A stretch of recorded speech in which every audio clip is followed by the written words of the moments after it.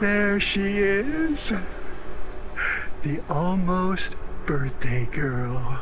You think you've seen disturbing? Longlegs takes things to a whole new level with one of the most shocking scenes in modern horror, when the killer, locked up and seemingly under control, suddenly smashes in his own head. It's brutal, unexpected, and changes everything. Let's break down this scene, the movie, and all the intensities of Longlegs. This woman uses her psychic power to arrest criminals. I'm talking about Lee from the recent horror sensation Longlegs. As the movie was released last year, you might have heard the name, but there's so much more you need to know about Longlegs. It's directed by Oz Perkins, son of Anthony Perkins, who played the role of Norman Bates in the movie Psycho. Anthony was labeled as one of the most disturbing villains in history. You can't expect his son to direct anything less than psychological horror. If you believe that cinema has stopped producing good horror films, then Longlegs is here to prove you very, very wrong. Before we get started, let me warn you, there are going to be some spoilers in this video. The film stars Micah Monroe as Lee Harker, an FBI agent who becomes obsessed with catching a mysterious serial killer known as Longlegs. The killer has a unique habit of leaving coded letters at the crime scenes, and these letters somehow connect to Lee's personal life. As she digs deeper in the case, Lee realizes this isn't just a regular serial killer case. It's something way more sinister that has been following her for years. And then, there's Longlegs himself, played by the terrifying, unrecognizable Nicolas Cage. His performance is so unsettling, so deeply disturbing that every scene he's in feels like a waking nightmare, especially the one where he tries to kill himself by smashing his head. Yes, you heard that right. But before we get to the infamous head smashing scene, let's break down everything that led up to it. And if you want to see more scene breakdowns like this one, subscribe to the channel. The movie opens with FBI agent Lee Harker and her partner tracking down a suspect. From the very first moment, we realize that Lee isn't just an ordinary investigator. She has something like a psychic sense that lets her know things. As they approach a row of houses, she looks at one and says, "He's in there." Her partner doesn't take her that seriously and gets inside the house without any backup. But the suspect is inside that specific house and he blows away Lee's partner. However, when Lee enters the house, the suspect peacefully surrenders. This strange encounter leads to her being assigned to the Longlegs case, a notorious series of murders that has left the FBI confused. 10 families have been found murdered in their homes without any sign of forced entry. The fathers are always the ones who kill all of the members before turning the gun on themselves, and at every crime scene, there's a coded letter signed by someone calling themselves Longlegs. Besides assigning this big case, her boss, William Carter, also invites Lee to his daughter's birthday party. She agrees, but it's clear how Lee is socially awkward and almost robotic in her interactions. At this point, her stiff, strange mannerisms feel like a quirky character trait, but later, we'll realize there's a reason for it. One night, Lee is at home talking to her mom on the phone when someone knocks on the door. When she goes outside to check, someone sneaks into the house and leaves behind an envelope. Inside, she finds a 9-year-old's birthday card with a warning if Lee continues to investigate, her mother will be harmed. Suddenly, Lee's psychic abilities wake up and she grabs a book called 9 Circles of Hell. Using it, she uncodes the letter and finds something shocking. All of the daughters in the murdered families had birthdays on the 14th of the month. While looking for witnesses, Lee finds a girl named Carrie, who is the only survivor of this murder spree because she wasn't at home.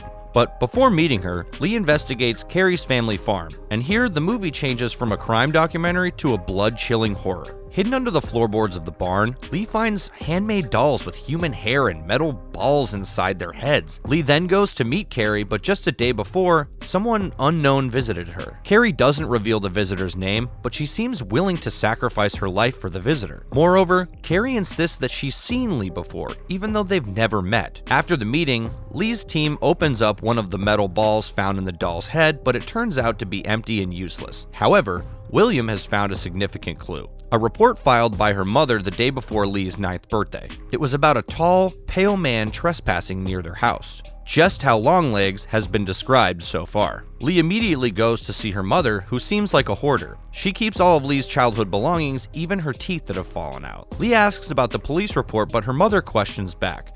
Do you remember? It seems like Lee has lost a part of her memory, which includes meeting Longlegs. She goes to check her room and finds a photograph that changes everything.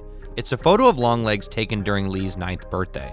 Longlegs has been a part of Lee's life since childhood. The FBI uses the photograph to launch a manhunt for Longlegs, but he's not planning to run away from them. He's waiting at a bus stop, just standing there with 2 suitcases like he was waiting to get arrested. The police officers believe that they have finally solved the case by finding the culprit, but it's just the start. Lee is also skeptical about Longlegs doing all of this by himself. There's definitely someone else helping him. As soon as he's brought to the police station, Lee gets ready to meet him. And here comes that terrifying head-smashing scene no one was prepared for. Lee is told that Longlegs is sitting downstairs right under her feet. This unlocks a core memory. Lee finally recalls meeting Longlegs in her childhood. He introduced himself as a friend of the man downstairs. Longlegs also recognizes Lee right away and calls her the almost birthday girl. Lee asks about the crime partner and the man downstairs, but Longlegs only says, "Ask your mommy." After this, he moves back, takes Satan's name, and smashes his head on the table. His nose and mouth start bleeding, but he doesn't stop until a river of blood spreads on the table. And this is how Longlegs dies on the spot along with all of the secrets he had. There's no dramatic music, no quick cuts, just pure, relentless violence. The sound of the bone cracking and blood splattering is uncomfortably realistic. Audiences in theaters were left stunned in silence. Even some reporting feeling sick from how disturbing the scene was. Unlike other horror films that cut away from that much violence, Longlegs forces you to witness every second of it. Seeing this, Lee starts trembling in fear and moves to the corner. According to the evidence the police found, Longlegs was only accused of trespassing. He would have only spent a few years in prison with a hefty fine. There's no reason for him to kill himself like this. Moreover, it's definitely not naturally possible for a human to smash his head in repeatedly like this without a single scream. It almost seemed like an invisible existence grabbed Longlegs' head and pushed it down until it died. So we're just halfway into the movie, the main villain is captured, he was about to tell the entire truth, and then unexpectedly, BAM! He's unalived. That means dead.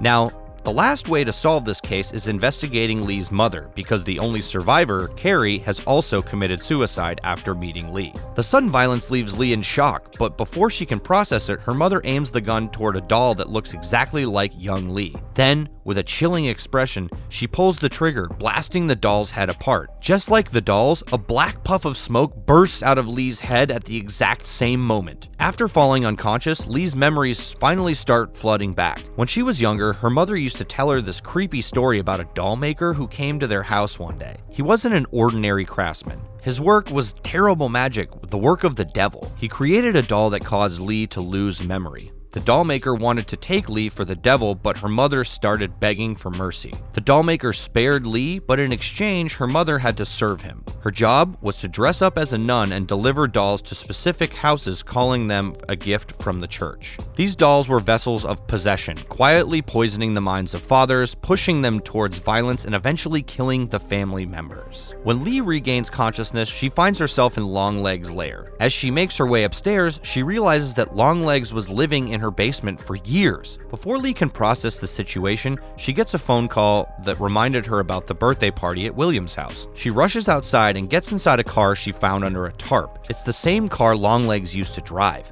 Lee doesn't have time to think about that because William's family is the next victim of Longlegs. But unfortunately, Lee fails to reach them in time. William's family is already under the influence of the demonic power brought by the doll, and her mother is there too. William suddenly leads his wife into the kitchen to cut the birthday cake. But instead of the familiar sounds of slicing into soft cake, Lee hears something much more horrifying. The wet, sickening sound of a blade tearing into flesh. William has stabbed his wife and is now coming for his daughter. Lee doesn't hesitate and shoots William before he can reach the little girl. Suddenly, Lee's mother gets up and leaps toward the girl. She seems to be possessed by something inhuman, so Lee has no option other than to kill her own mother. Afterwards, she tries to kill the doll, but runs out of bullets. In frustration, Lee decides to leave the house with the little girl. And in the distance, just barely audible, Longlegs is singing, "Happy birthday." If you think Lee has won this battle, then you are completely wrong. Though she wasn't possessed by the devil and succeeded in escaping the circle of death, Longlegs still made her do everything he wanted. Lee ended the life of her close friend William's family and also killed her own mother. Though she's still alive, this guilt will make her remaining days a complete mess. So what made Longlegs a great success? I believe it's the hidden messages and the small details. Longlegs often used cuckoo sound, which is a bird that invades others' nests. In the police dictionary, cuckooing is the act of taking over someone else's house and using it to facilitate exploitation. That's pretty much what Longlegs was doing. Secondly, when Lee went to the police station to meet Longlegs, the officer said that he's right under her feet, and later on, we find out that Longlegs was living in her basement. Another interesting dialogue at the end is when William says to her that he'll be right back after cutting the cake, but his wife will stay in the kitchen, and the next moment, he killed his wife and she couldn't come out of the kitchen. Similarly, there are numerous other dialogues that hold meaning to understand the movie. The only detail that really didn't have any significant meaning is the name Longlegs. The director had chosen this word only because he liked how it sounded. Anyway, you must watch this movie at least twice to catch all of these Easter eggs. Besides the hard work done by the filming crew, what makes Longlegs iconic is the marvelous performance given by Nicolas Cage. The way he speaks sends shivers down your spine and made Longlegs a memorable villain even though he had very short screen time. So, have you seen Longlegs? What do you think about Nicolas Cage's terrifying transformation into one of the scariest horror villains in years? Let's talk about it down in the comments.